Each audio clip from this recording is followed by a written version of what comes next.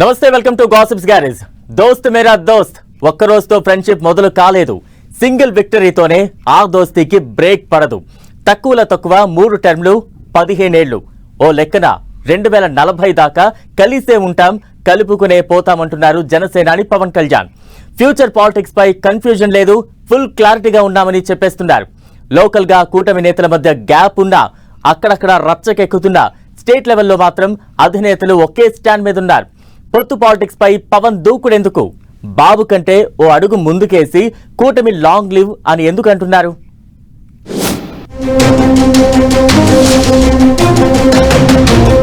నవ్యాంధ్రలో కూటమి ఫ్యూచర్ కు తిరుగులేదా? మరో 15 ఏళ్లు టీడీపీతోనే పొత్తు అంటున్న పవన్.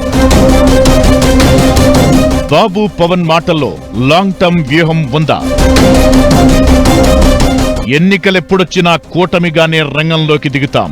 మొన్న గెలిచామని లైట్ తీసుకోవడం లేదు. ఇంకో 15 ఏళ్లు టీడీపీతోనే దోస్తీ అంటున్నారు AP deputy CM Janasena chief Pawan Kalyan.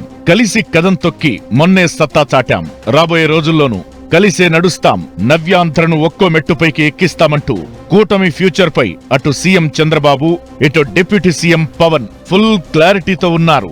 మరో 15 ఏళ్లు కలిసే ఉండాలని భావిస్తున్నాం. 2 రోజుల నుంచి డిప్యూటీ సీఎం జనసేన అధినేత పవన్ కళ్యాణ్ చేస్తున్న వ్యాఖ్యలివి. గతంలోనూ కూటమిగానే ముందుకెళ్తామని చెప్పారు పవన్. ఇప్పుడు మరింత గట్టిగా తన వాదనను వినిపిస్తున్నారు. గతేడాది జరిగిన ఎన్నికల్లో అనూహ్యంగా పొత్తు పెట్టుకుని అధికారంలోకొచ్చిన తరువాత కూటమి నేతల మధ్య అక్కడక్కడా విభేదాలు వచ్చాయి. నియోజకవర్గాల్లో 3 పార్టీల లీడర్లకు కోఆర్డినేషన్ మిస్ అవడంతో పాటు వైసీపీ నుంచి వచ్చే నేతల చేరికల విషయంలోనూ కాస్త గ్యాప్ ఏర్పడింది. అనంతపురంలో బీజేపీ వర్సెస్ టీడీపీ, తూర్పు గోదావరి, పశ్చిమ గోదావరి జిల్లాల్లో టీడీపీ వర్సెస్ జనసేన, ఇలా పలు జిల్లాల్లో కూటమి నేతల మధ్య గొడవలు రాజకీయంగా ఉద్రిక్తతలకు దారితీశాయి. ఇలాంటి సందర్భాల్లో పొత్తు ఉంటుందని కుండబద్దలు కొట్టి చెబుతున్నారు పవన్. అయితే నియోజకవర్గాల్లో 3 పార్టీల నేతల సఖ్యత కుదరకపోవడంతో పొత్తు కష్టమేనన్న వాదనలు వినిపించాయి. అయినా ఎక్కడా కూడా గాడి తప్పకుండా పొత్తు రథం పదిలంగా ముందుకు సాగింది. అయితే పొత్తు విషయంలో బాబు కంటే ముందే పవన్ క్లారిటీతో ఉన్నారు. పలుమార్లు సేనాని ఓపెన్ గానే స్టేట్మెంట్ ఇచ్చేశారు. ఇంకో 10 ఏళ్లు చంద్రబాబే సీఎంగా ఉండాలని ఆ మధ్య తన అభిప్రాయాన్ని వ్యక్తం చేశారు పవన్. బాబు దూరదృష్టితో ఏపీ మరింత డెవలప్ అవుతుందని చెప్పుకొచ్చారు. ఆ తరువాత కూటమి ఫ్యూచర్ పై హస్తిన వేదికగా సీఎం చంద్రబాబు చేసిన కామెంట్స్ చర్చనీయాంశమయ్యాయి. జమిలి ఎన్నికలు వచ్చినా 2029లో ఎలక్షన్స్ జరిగినా కలిసే పోటీ చేస్తాం, ఎప్పట్నుంచే ఎన్నికలకు రెడీ అవుతున్నామంటూ బాబు చెప్పడం హాట్ టాపిక్ అయింది. అధికారంలోకొచ్చాం, అవసరమైపోయిందని కాకుండా కలిసి నడిస్తే పార్టీలకు ప్రజలకు జరిగే మేలేంటో తెలిసిన నాయకులుగా అటు చంద్రబాబు ఇటు పవన్ బిహేవ్ చేస్తున్నారు.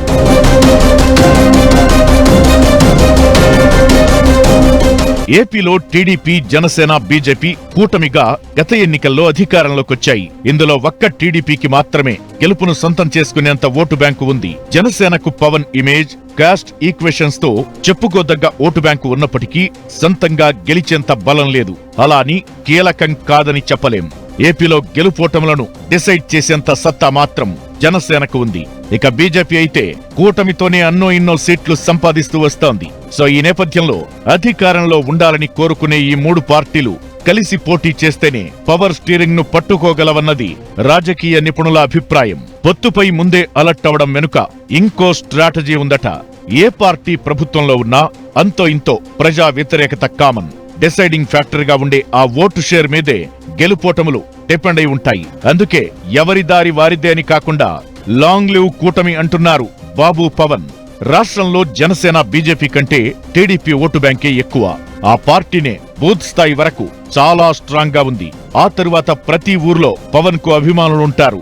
అంత పటిష్టంగా ఉండి కూటమిని లీడ్ చేస్తున్న టీడీపీ, జనసేన అధినేతలే పొత్తు ఉంటుందని పదే పదే చెప్పడం వెనుక పెద్ద ప్లానే ఉన్నట్టు కనిపిస్తోంది.